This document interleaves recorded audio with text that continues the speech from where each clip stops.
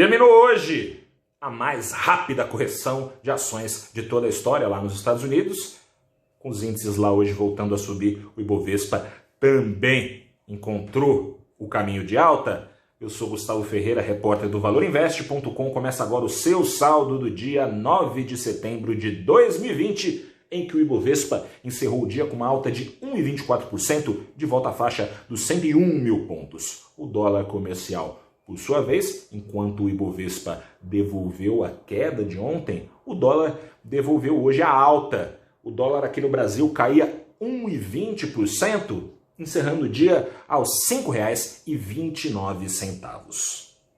Acabou a correção.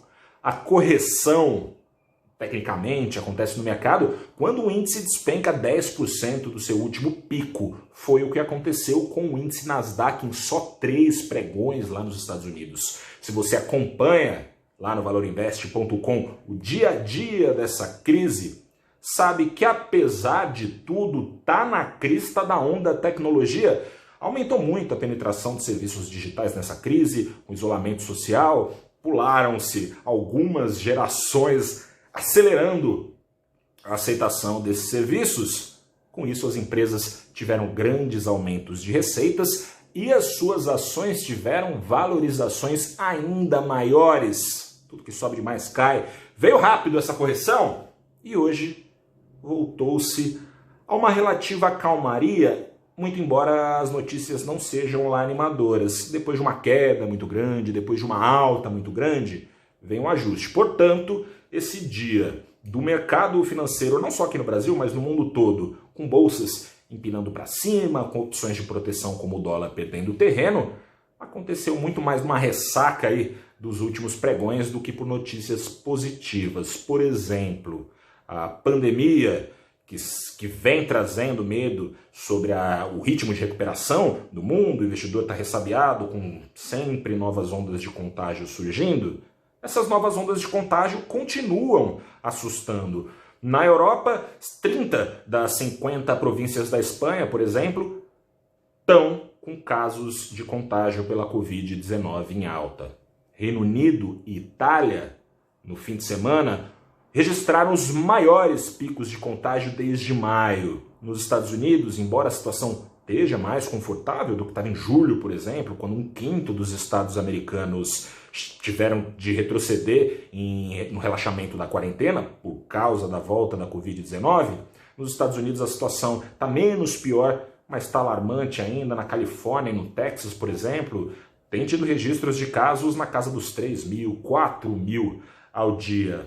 Ou seja, não tem jogo ganho. Mas a queda, por exemplo, não só das bolsas, mas do petróleo de ontem, uma queda enorme. O petróleo ontem em Nova York caiu 8%, em Londres caiu 6%. Essa queda hoje virou uma alta em situações normais considerável, mas bem mais reduzida do que foi a queda. Preços do petróleo hoje subindo entre 2% e 3% e dando sustentação aqui no Brasil para a alta das ações da Petrobras. São 10% do Ibovespa, afinal de contas, quando esses 10% sobem, o destino do Ibovespa tende a ser o de alta também. Ainda mais se outros 10% sobem. Ações da Vale. Ações da Vale subiram, apesar do minério em queda na China, mas as perspectivas para o minério no decorrer dos próximos meses, do próximo ano, são bastante positivas.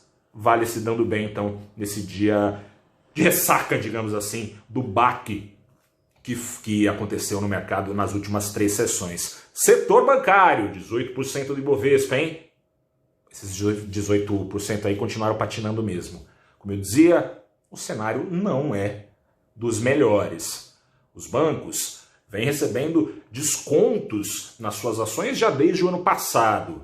Na crise, esses descontos foram acentuados e os bancos ainda não reagiram. O Ibovespa, para você ter uma ideia, no ano acumula uma perda de 12%. Os bancões, apesar de analistas, gestores, economistas repetirem quase em uníssono sobre a resiliência do setor bancário, os bancos continuam apanhando. Parece que para esse desconto ir embora depende de dias melhores para a economia brasileira.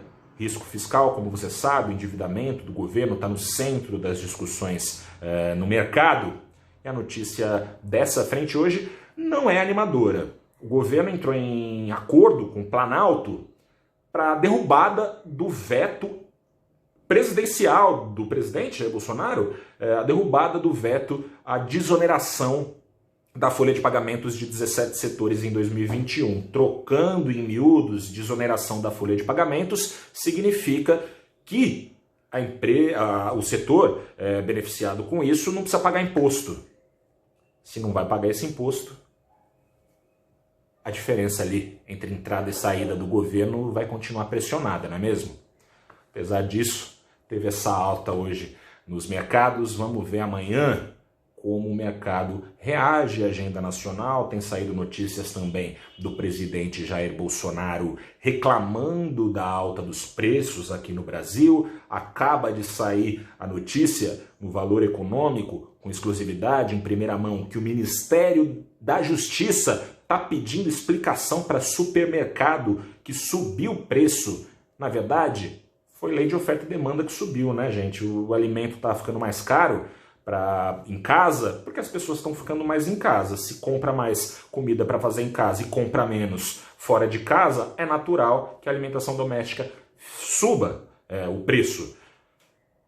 Bolsonaro pede explicações, vamos ver como o mercado reage a isso. O presidente disse que não vai ter tabelamento, que a caneta BIC dele não vai trabalhar, mas ele também disse que está pressionando os mercados para que eles obtenham lucro zero em produtos essenciais. Não é exatamente o receituário liberal com o qual o mercado deu seu apoio ao governo Bolsonaro, sobretudo afiançado pelo ministro da Economia, Paulo Guedes. Esse acordo, aliás, voltando aqui, para continuar com as desonerações, mostra que o ministro talvez não tenha vida fácil no Congresso a partir da próxima semana, quando começa a ser discutido por lá o plano de orçamento para 2021 do governo, estimativas de receitas e despesas que não consideram, por exemplo, o Renda Brasil, que está em discussão no governo, a gente sabe disso, e que vai custar dinheiro.